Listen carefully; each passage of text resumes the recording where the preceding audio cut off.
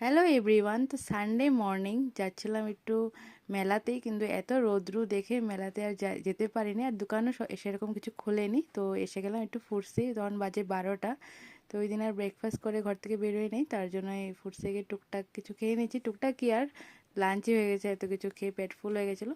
তো বিকেলবেলাতে আবার রেডি হয়ে বেরিয়ে পড়েছি দুজনে, আরও নাটক করে কিছু একটা বলছিল, জানোই তো ওর তো এগুলোই স্বভাব, কমেডি করা। তো তারপর পুতুল নিলাম আর টুকটাক টুকটাক কিছু কিছু জিনিস নিয়েছি, বড় ব্লগটাতে সব দেওয়া আছে।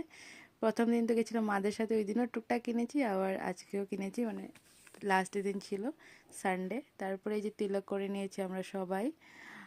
তো খুব মজা হয়েছিল, পরিণীতাদের সাথে, পরিণীতা অভিজিৎদা এসেছিল আর আমরা তো আছি। তারপর খেলাম চাটার পাটার।